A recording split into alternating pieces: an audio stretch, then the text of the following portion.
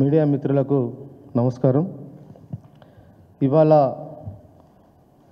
కాంగ్రెస్ ప్రభుత్వం నిర్వహించిన గ్రూప్ 1 పరీక్షను రివాల్యుయేషన్ చేయాలని చెప్పి ఇవాళ హైకోర్టు ఇవాళ తీర్పు ఈ రాష్ట్ర ప్రభుత్వానికి ఒక చెంపదెబ్బలాగా ఇవాళ బీఆర్ఎస్ విద్యార్థి విభాగం ఇవాళ భావిస్తూ ఉన్నది. గతంలో చాలాసార్లు విద్యార్థులందరూ కూడా ఈ ప్రభుత్వానికి మొరపెట్టుకున్నారు. గ్రూప్ 1 పరీక్షల్లో అవకతవకలు జరుగుతున్నాయి, జీఆర్ఎల్ సరిగా పాటించట్లేదు, వాల్యుయేషన్ సరిగా చేయట్లేదు, తెలుగు మీడియం అభ్యర్థులకు చాలా అన్యాయం జరుగుతుందని చెప్పి చాలామంది గ్రూప్ 1 అభ్యర్థులు నిరుద్యోగులందరూ తెలంగాణ భవన్కి వచ్చి BRS party working president KTR గారిని కలిసారు. అదేవిధంగా అన్ని రాజకీయ పార్టీల నాయకులను అధ్యక్షులను కలిసి ఎన్నిసార్లు మొరపెట్టుకున్నా కూడా ఈ ప్రభుత్వం మొండిగా వ్యవహరించి గ్రూప్ 1 విషయంలో ముందుకెళ్ళింది. గతంలో 503 పోస్టులకు కేసీఆర్ గారు నోటిఫికేషన్ ఇచ్చి ఎగ్జామ్ నిర్వహిస్తే ఆ రోజు ఇదే గ్రూప్ 1 అడ్డుకుంటానికి అనేకమైన ప్రయత్నాలు ఈ కాంగ్రెస్ పార్టీ అధ్యక్షుడిగా వ్యవహరించిన రేవంత్ రెడ్డి గారు అడ్వకేట్లను పెట్టి గ్రూప్ 1 రద్దుకు ఆ రోజు రద్దు చేయడంలో ప్రధాన పాత్ర వహించారు. ఆ రోజు ఎన్నికలు రావడం వల్ల మళ్ళీ గ్రూప్ 1 పరీక్ష నిర్వహించలేకపోవడం జరిగింది. కాంగ్రెస్ ప్రభుత్వం అధికారంలోకి వచ్చిన తర్వాత సుప్రీంకోర్టు తీర్పు ప్రకారం అప్పటి వరకు ఎవరైతే అభ్యర్థులు అప్లై చేసుకున్నారో వాళ్ళ పేపర్లు మాత్రమే వాళ్ళనే పరీక్ష నిర్వహించి వాళ్ళకే ఎగ్జామ్ కండక్ట్ చేయాల్సిన బాధ్యత ఉన్నప్పుడు కూడా ఈ ప్రభుత్వం మొండిగా వ్యవహరించి కేసీఆర్ గారు ఇచ్చిన నోటిఫికేషన్ కేసీఆర్ గారు ఇచ్చారు కాబట్టి దీన్ని రద్దు చేయాలనే ఉద్దేశంతో 503 పోస్టుల నోటిఫికేషన్ రద్దు చేసి మళ్ళీ ఒక 60 పోస్టులను కలిపి అడిషనల్గా 60 పోస్టులను కలిపి వాళ్ళ నోటిఫికేషన్ ఇచ్చింది ఈ ప్రభుత్వం. ఆనాడు కేసీఆర్ గారు జీవో నంబర్ 50 తీసుకొచ్చి అన్ని వర్గాల ప్రజలకు రిజర్వేషన్ ఉండాలి, పేపర్లో ప్రిలిమ్స్లో రిజర్వేషన్ ఉండాలి, మెయిన్స్లో రిజర్వేషన్ ఉండాలి, అన్నింటిలో రిజర్వేషన్ ఉండాలని చెప్పి కేసీఆర్ గారు జీవో నంబర్ 50 తీసుకొస్తే ఇవాళ రిజర్వేషన్ వర్గాలకు వ్యతిరేకంగా ఇవాళ కొత్తగా ఇచ్చిన జీవో లోపల జీవో నంబర్ 29 తీసుకొచ్చి ఇవాళ రిజర్వేషన్ వర్గాలకు అన్యాయం చేయడానికి ఇవాళ రేవంత్ రెడ్డి ప్రభుత్వం ముందుకు వచ్చింది. ఇది తప్పు అని చెప్పి గ్రూప్ 1 అభ్యర్థులు అందరూ కూడా ఇందిరా పార్క్లో ధర్నా చేశారు. ఈ ప్రభుత్వంలో ప్రతి మంత్రిని కలిసి అభిప్రాయాన్ని వ్యక్తం చేసినా కూడా ఈ ప్రభుత్వం మొండిగా వివరించి ఎగ్జామ్ నిర్వహించింది. ఆ ఎగ్జామ్ అన్న కరెక్ట్ నిర్వహించారంటే కరెక్ట్ నిర్వహించలేదు.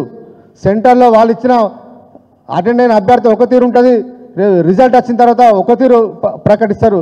ఈ రకంగా గ్రూప్ 1 పరీక్షా విధానంలో చాలా అవకతవకలు జరిగాయని చెప్పి గ్రూప్ 1 అభ్యర్థులు దాదాపు 20 మంది హైకోర్టుకి వెళ్ళడం ఈ ప్రభుత్వానికి చెంపదెప్ప కాదని చెప్పి ఇవాళ మేము ప్రశ్నిస్తూ ఉన్నాం. అందుకనే మళ్ళీ మేము డిమాండ్ చేస్తూ ఉన్నాం, మీ దగ్గర ఇవాళ గ్రూప్ 1 పరీక్ష రివాల్యుయేషన్ లోపల ఎంతమంది ప్రొఫెసర్లు ఉన్నారో వాళ్ళకు సరి అయిన సమయం ఇచ్చి మళ్ళీ రివాల్యుయేషన్ నిర్వహించాలని చెప్పి ఇవాళ బీఆర్ఎస్ విద్యార్థి విభాగం ఇవాళ డిమాండ్ ఇస్తుంది.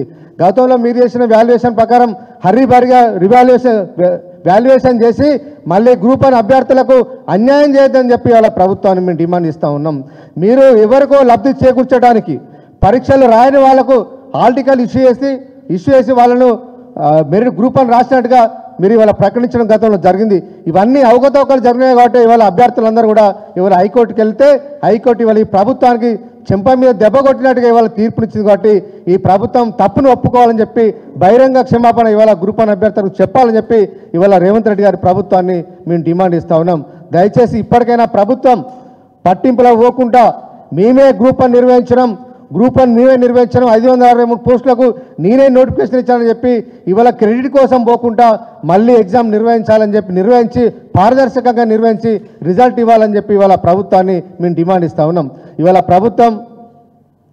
ఇవాళ జాబ్ క్యాలెండర్ అని చెప్పి విడుదల చేశారు. ఒక్క పోస్ట్ అన్న ఇవాళ జాబ్ క్యాలెండర్ ప్రకారం మీరు నోటిఫికేషన్ ఇచ్చారా?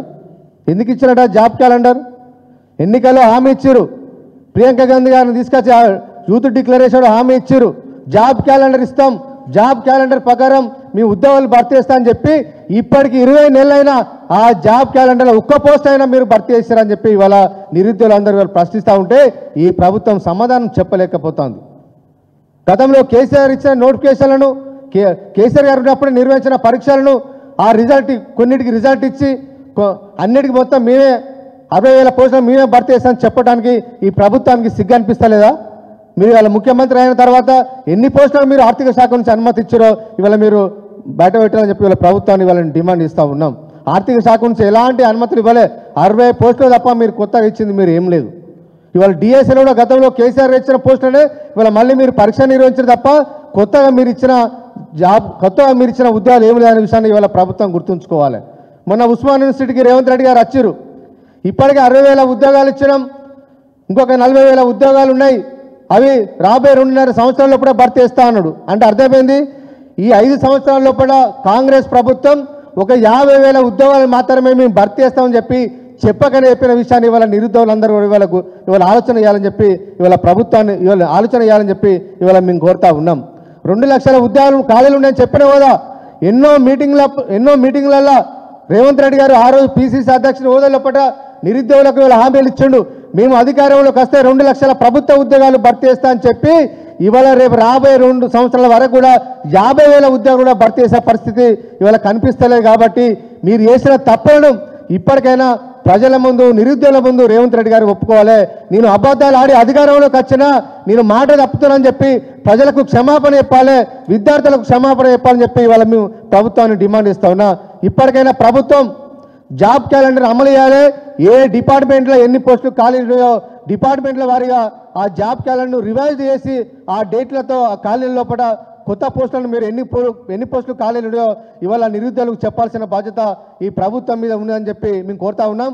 కాబట్టి ఇప్పటికైనా ప్రభుత్వం పంతానికి పట్టింపులకు పోకుండా ఈ గ్రూప్ 1 రద్దు చేసి మళ్ళీ పరీక్ష నిర్వహించాలని చెప్పి ప్రభుత్వాన్ని డిమాండ్ ఇస్తా ఉన్నాం.